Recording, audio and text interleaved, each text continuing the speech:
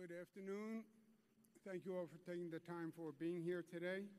Let me introduce the people who are with us on the dais today. From my far right, Michael Copey, who's the New York State Director of Emergency Management. Next to Michael is Major General Raymond Shields from the Department of Military and Naval Affairs. Dr. Howard Zucker, Commissioner of Health, who you all know. Ken Rasky, who is the President and CEO of the Greater New York Hospital Association. To my left, Michael Dowling, President and CEO of Northwell Health. To his left, Larry Schwartz, former Secretary to the Governor, who's been volunteering to help us here. Michael Israel, President and CEO of Westchester Medical Center Network, and Deanne Creswell, Commissioner in New York City Emergency Management Department. Let me thank them all very much for being here. We just had a great meeting, which I'll refer to in a moment. Let me also wish everyone happy National Doctors Day. And this is a day that doctors are truly busy and truly stepping up to their oath and their passion and literally saving lives. So we honor all the doctors in the state of New York today. Let me also thank the people from the Javits Center, Alan Steele, who's the director here. Javits Center has done many magnificent exhibitions and transformations, and they never cease to amaze me, but this is a transformation that I don't think anyone could ever anticipate. 2,500 beds as an emergency hospital. It's a partnership between the state and the federal government, and I want to thank the federal government very much for what they've done. The Army Corps of Engineers did a fantastic job moving in here and getting everything set up as quickly as possible. It will become operational today, receiving the first few patients, and we'll start to run the facility, and then we'll take it from there. Let me go through a couple of facts to give you an update on where we are today, and then we'll take your questions. In terms of the numbers of cases, you see the curve continues to go up, 7195. You see the number of people tested continues to go up. This state is testing more people than any state in the United States, more per capita than China or South Korea. That is a good thing. We want to test. We want to find the positives, and we want to find the positives so we can isolate, stop the transmission. We tested 14,000 people yesterday. The number of cases continues to go up, 6,984. Total number of cases, 66,000 cases. And those numbers are daunting, to be sure. You see it's continuing to move across the state of New York. There's only one county now that does not have a COVID case. Anyone who says this situation is a New York City only situation is in a state of denial. You see this virus move across the state. You see the virus move across this nation. There is no American who is immune to this virus. I don't care if you live in Kansas. I don't care if you live in Texas. There is no American that is immune. What is happening to New York is not an anomaly. There's nothing about it, a New Yorker's immune system that is any different than any other American's immune system. So in many ways, New York is just a canary in the coal mine. What you see us going through here, you will see happening all across this country. So part of what we're doing here is not only serving New Yorkers, but we believe that we're dealing with this pandemic at a level, intensity, and density that no one has seen before. And hopefully, we'll learn lessons here that we can then share with people across this nation. In terms of the overall numbers, 66,000 have tested positive, 9,500 people are currently hospitalized, 2,000 ICU patients, 4,000 patients are discharged. That's an increase of 632.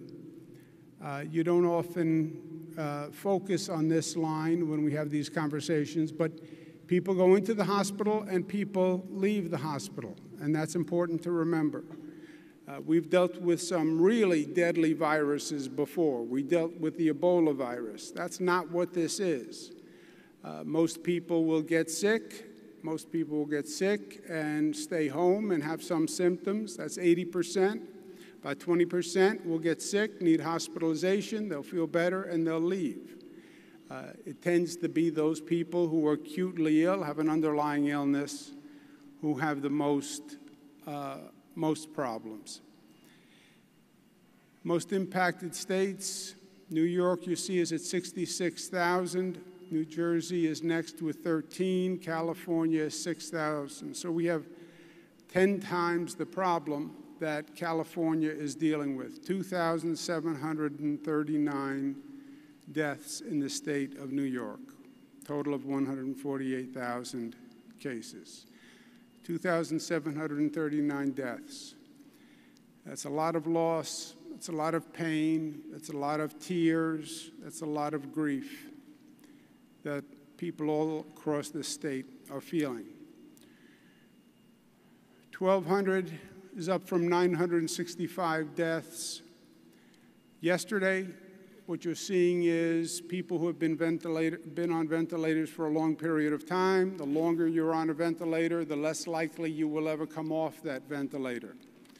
And as we have now some period of time when people first entered the hospital and were first intubated, we're seeing that death number go up as the length of time on the ventilator increases. To keep it in perspective, the Johns Hopkins numbers are still instructive. We've been studying this since China. So 732 deaths, 34,000 worldwide. Total hospitalized, we're still looking for a pattern on these cases that are coming in. We're still looking for a pattern in the data. The number goes up, the number goes down. There's no doubt that the number is still increasing. There's also no doubt that the rate has slowed. We had a doubling of cases every 2 days, then a doubling every 3 days, then a doubling every 4 days, then every 5. We now have a doubling of cases every 6 days. So while the overall number is going up, the rate of doubling is actually down. The daily intubation rate is way up. Again, sometimes it's just an anomaly. There's no clear pattern, as you can see from those past several nights. Discharge rate, again, that by and large is going up. People come into the hospital, they stay for a period of time, number of days, and then they move on. But big picture is the situation is painfully clear now. There's no question what we're dealing with. There's no question as to the consequences. There's no question as to the grief and the loss of life. And there's no question about what we must do. There are only 2 missions. There are only 2 operations that we need to perform. First, the public has to be responsible. Stay at home. When I issued the stay-at-home order, it wasn't, it would be nice if you did. It is a mandate. Stay at home. If you're a non-essential worker, stay at home. If you leave the house, you're exposing yourself to danger.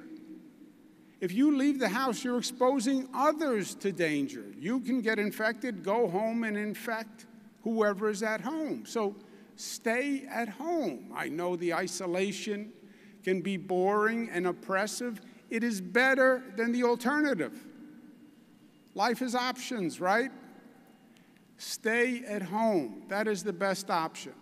If you are out, no proximity, 6 feet distancing. You don't want proximity to other people, and you want to stay away from places that are dense. Still, in New York City, you have too many places with too much density. I mean, I don't know how many different ways to make the same point. New York City parks, we made the point there's too much density. You want to go to the park, but not in a dense area. not in playgrounds where you're playing basketball with other people. And I have said that New York City is trying to reduce the density in those playgrounds. Thus far, they have not been successful. If that continues, we'll take a mandatory action to close down playgrounds, as harsh as that sounds, but it can actually save people's lives. So that's mission one. Mission two, and this is going to be more and more clear as we go on. The frontline battle is in the healthcare system. The frontline battle is going to be hospitals across the city, across the state, and across this nation. That is where this battle is fought. It's that simple. You know exactly where it's coming. You know exactly where the enemy is going to attack. They're going to infect a large number of people. That number of people descend on the healthcare system. The healthcare system can't deal with that number of people. You overwhelm the healthcare system. That's what's happening. So, first step was flatten the curve, reduce the density, keep people home. We've done everything that we can possibly do there. Second step is don't let the hospital system get overwhelmed. The soldiers in this fight are our healthcare professionals.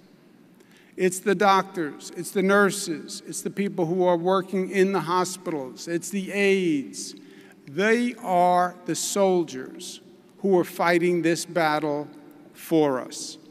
You know the expression, save our troops, quote unquote. In this battle, the troops are healthcare professionals. Those are the troops who are fighting this battle for us. We need to recruit more healthcare workers.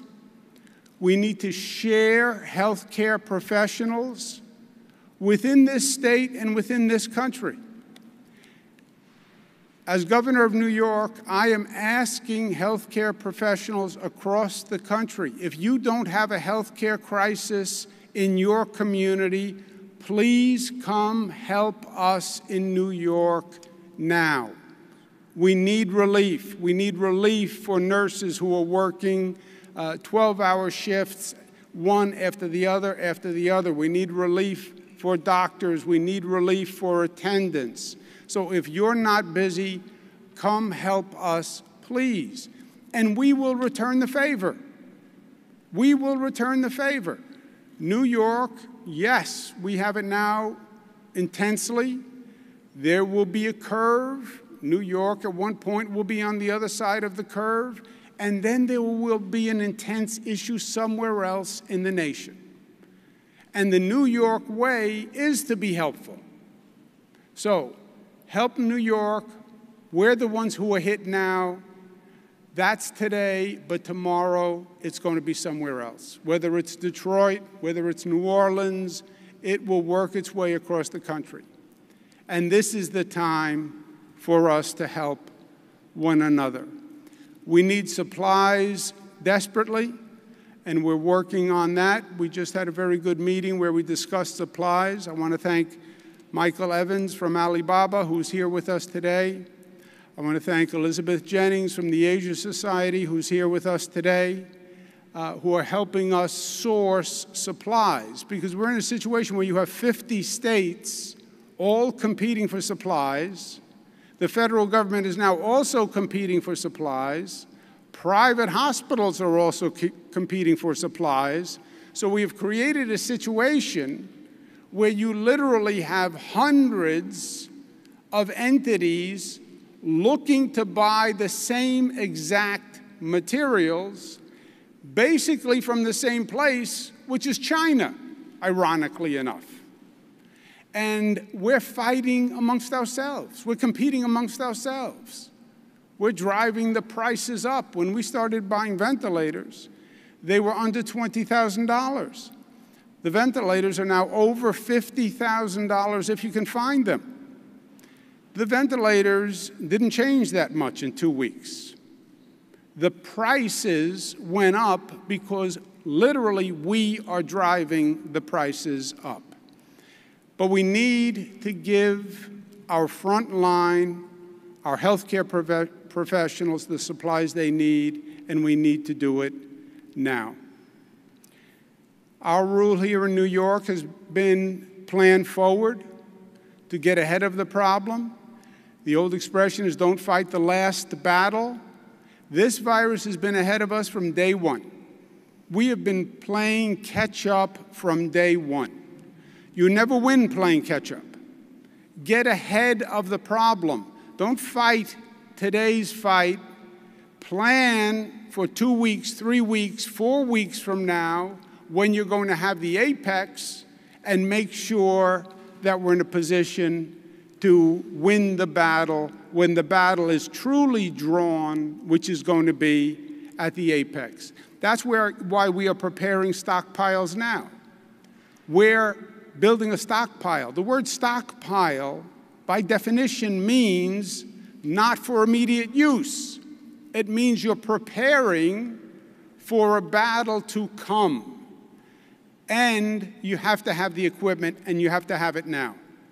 I've done disaster work all across the nation. I can tell you this. If you wait to prepare for the storm to hit, it is too late, my friends. You have to prepare before the storm hits. And in this case, the storm is when you hit that high point, when you hit that apex. How do you know when you're going to get there? You don't. There is no crystal ball. But there is science, and there is data, and there are health professionals who have studied this virus and its progress since China. We now have months of data. Listen to the scientists, listen to the mental health, the healthcare professionals, and follow the data, and that's what we're doing here in New York. We just had a great meeting where we brought the healthcare system from across the state of New York together to come up with one coordinated plan.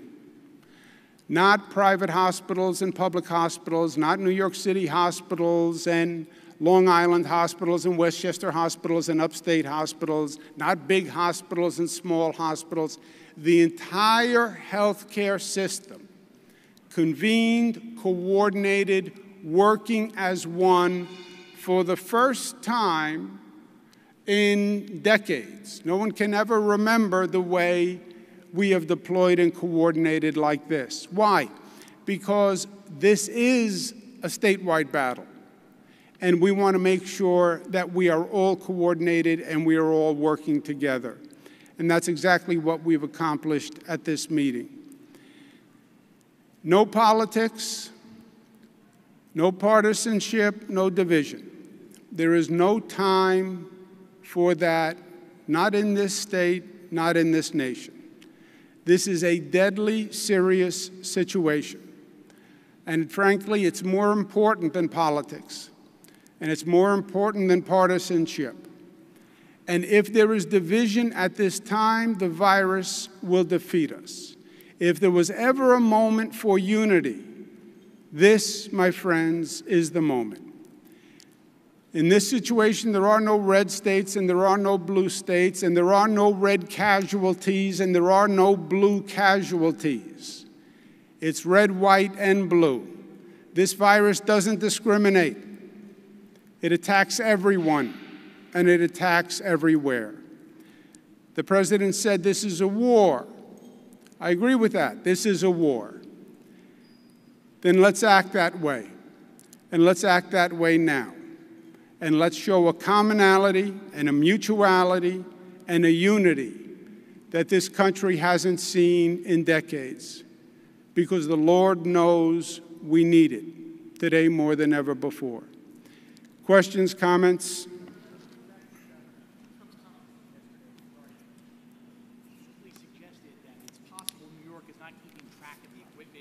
Might be going out the back door, might not be being used in the proper fashion. I'm curious if you can respond to that directly in terms of what he was implying. Yeah, the question is that the president suggested that PPE equipment may be going out the back door. First, there is a warehouse in Edison, New Jersey. It's the New York City warehouse. We're creating a stockpile for someone to say, well, the warehouse has equipment in it, you should be using that equipment today. That defies the basic concept of planning and the basic operation that we have to have working, not just in this state, but across the country. If you are not preparing for the apex and for the high point, you are missing the entire point of the operation. It is a fundamental blunder to only prepare for today. That's why, in some ways, we are where we are. We've been behind this virus from day one. You have the scientists and the data projections showing you a curve. The curve goes like this. You're over here. Prepare for the high point of the curve and do it now. When are you going to do it? The night before? What am I going to tell the hospitals when they call up and they say, we just had an influx of 50% more people, and we need more equipment and we need more ventilators? Sorry? So the whole stockpile concept is to prepare for the future. In terms of a suggestion that the PPE equipment is not going to a correct place, I don't know what that means. I don't know what he's trying to say. If he wants to make an accusation, then let him make an accusation. But I don't know what he's trying to say by inference.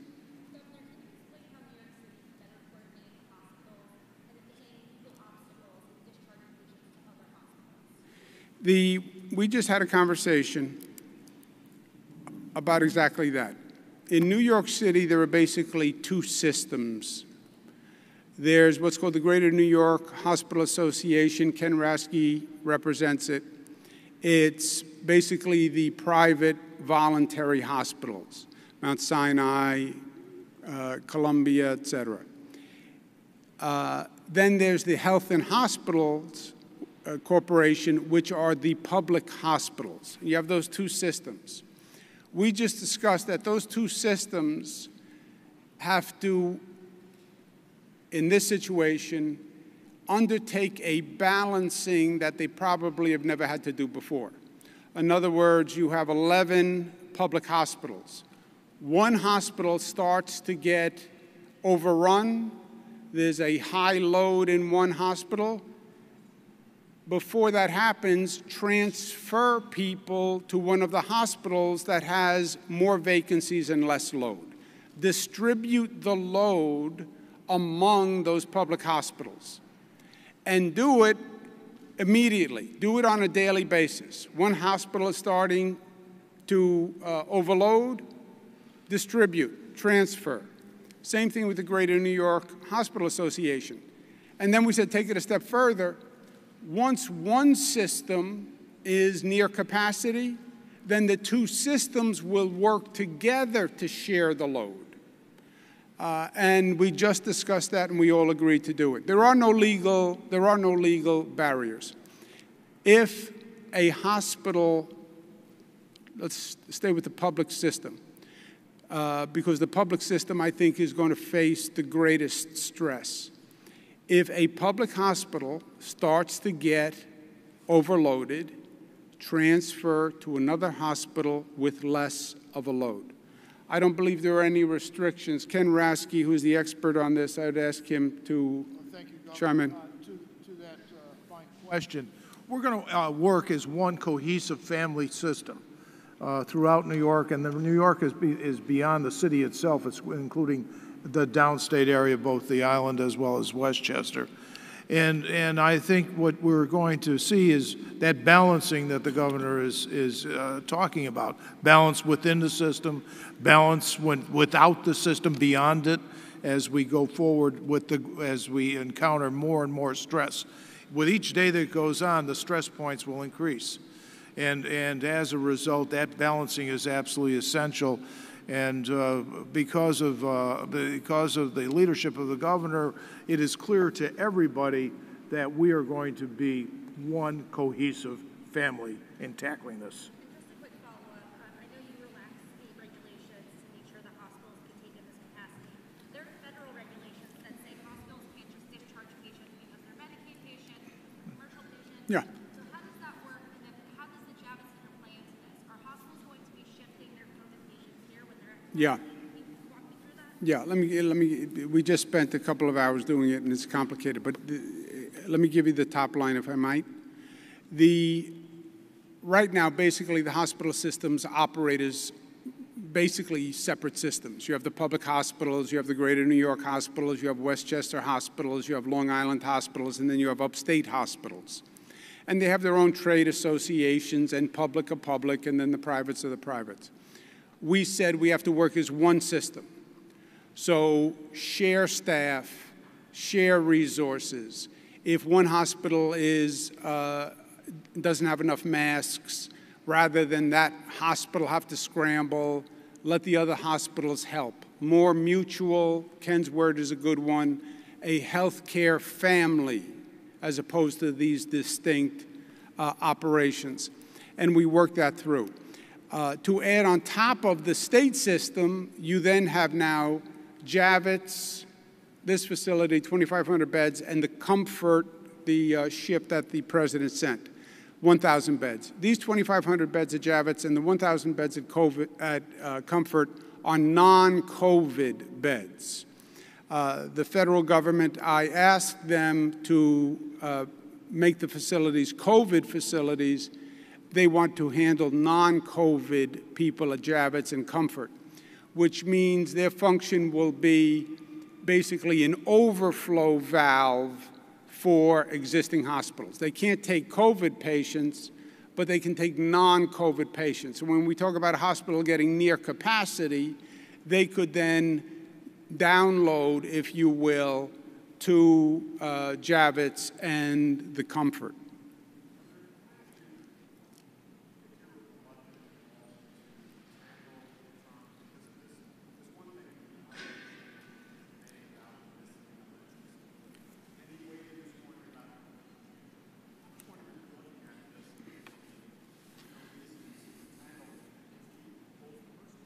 Yeah.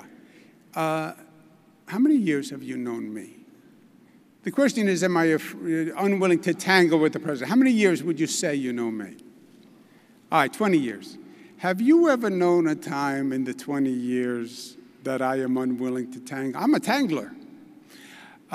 Look, I understand what the president said about well, first, I think it was, I thank the president because I take his comment as a compliment. The president commented on a poll that said people were pleased with my leadership. And I thank him for that. That was a compliment. As far as the president's comment about having a political contest with me, I am not engaging the president in politics. My only goal is to engage the president in partnership. This is no time for politics. And, you know, lead by example. I'm not going to get into a political dispute with the president. I'm not going to rise to the bait of a political challenge. I'm not running for president. I was never running for president. I said from day one I wasn't running for president. I'm not running for president now. I'm not playing politics. I just want partnership to deal with this. And I said to the president quite clearly, look, when you do good things for my state and you're a good partner, I will be the first one to say you're a good partner. And I have. I went to the ship Comfort today. I said, thank you, Mr. President. We opened up this Javits Center. I said, thank you to the Army. They did a great job here, the Army Corps of Engineers. When you help my state, I'll say thank you. If I believe that New York is not being served, the federal legislation that they passed, I will say that too. You know, sometimes it's simple. Just tell the truth, right? And that's where we are. Tell the truth. If you're doing the right thing by New York, I'll say it. If he's doing the wrong thing by New York or the rest of the country, I'll say it. but I'm not going to engage in politics. Not because I'm unwilling to tangle, but because I think it's inappropriate, and I think it's counterproductive, and I think it's anti-American. Forget the politics. Forget the politics. We have a national crisis. We are at war. There is no politics. There is no red and blue. It's red, white, and blue. So let's get over it and, again, lead by example.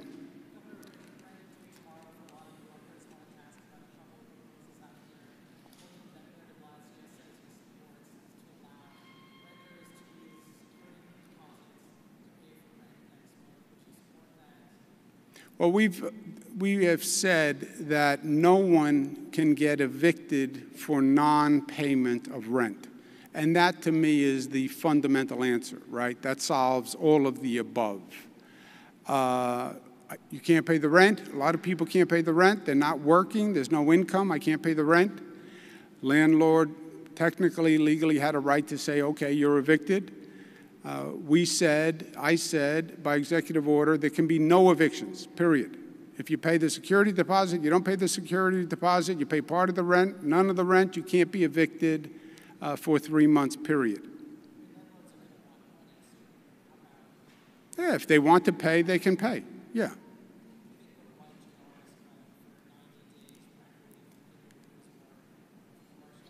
Again, I think our policy answers it. You cannot be evicted for non-payment of rent. It's not that you won't owe rent at one time, right? Because you signed a contract, and even the people to whom you pay the rent have to pay the rent, right? And they have expenses. So no evictions for non-payment of rent, and then we'll see where we are, and we'll see how long this goes on. Yes, sir.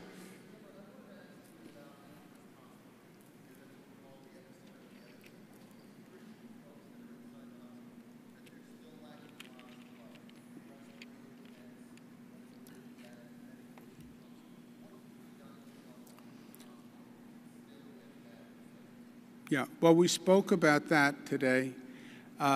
Elmhurst Hospital is a New York City public hospital. We talked about the Health and Hospital Corporation. It's one of the New York City public hospitals. It is struggling. That's clear to everyone. And we spoke about it directly in this meeting. And I've asked other hospitals to pitch in and help Elmhurst, and they've agreed. And to also anticipate other public hospitals that may struggle as the numbers continue to increase, and be ready to help them also.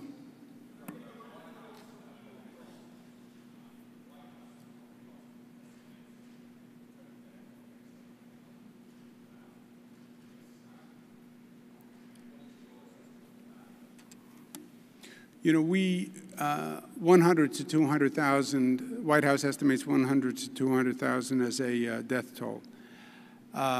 We don't have projections in this state as to numbers of deaths. We're studying models, which, by the way, are done by very professional companies. I don't come up with these models. We have Cornell Weil working on, McKinsey working on it, the Bill Gates Foundation has an institute that does projections. We're studying the projections to see how we best deploy to make sure we're ready for the next battle, make sure we're ready for the apex. Is it 100,000? Is it 200,000? Look, whatever the number is, it's going to be staggering. The number is already staggering. A human life is a human life. We've lost over 1,000 New Yorkers. To me, we're beyond staggering already. We've reached staggering. And the only point now is do everything you can to save every life possible. That's what this is all about.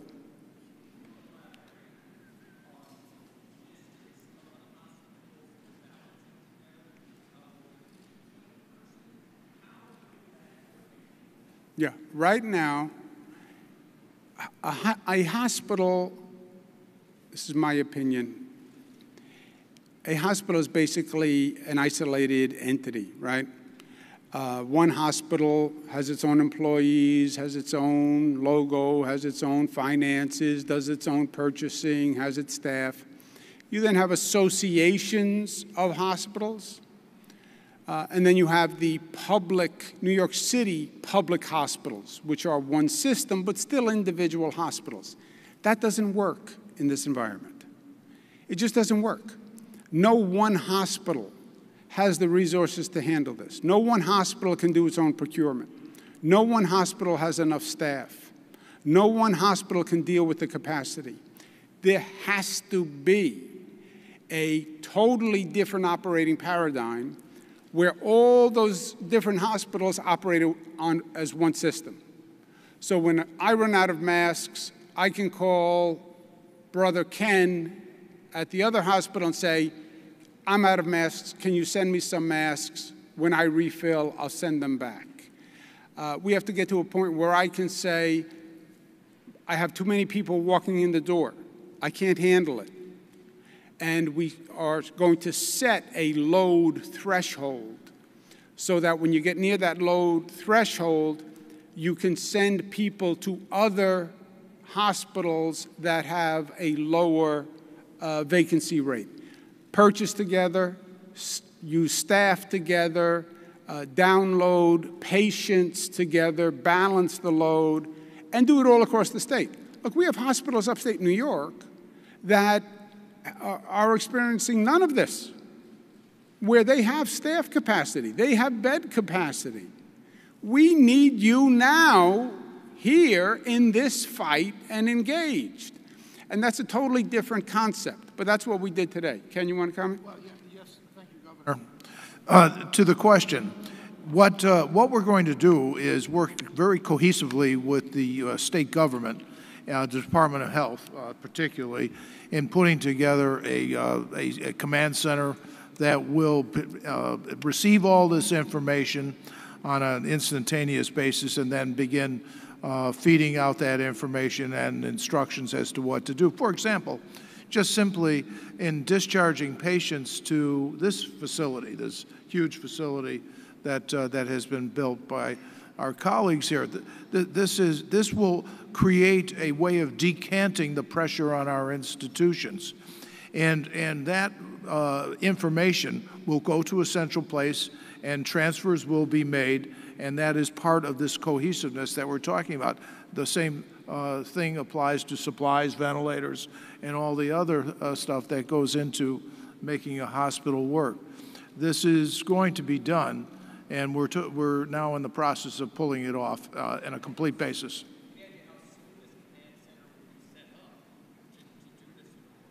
Tomorrow. Yeah, it's in the works right now, Gov. Absolutely. It will do central purchasing, central stockpile, rather than everyone have their own stockpile, and then distribute by need. We'll take one more, all the way in the back.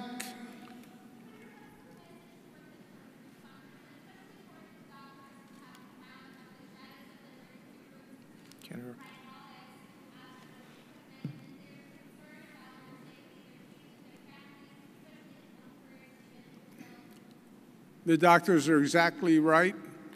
The message is, God bless you and thank you. We all applaud you. We are in awe of you. We're all inspired by you. We all wonder secretly, would we have the courage to really step up at a time of challenge? And they are doing it, and they are doing it every day. And we are all in their debt. And we respect them, and we love them for what they're doing. And they should have every piece of equipment that they need to do their job. That is the least that we can do. And we are all doing everything we can to make that a reality. Thank you, guys. Let's go to work.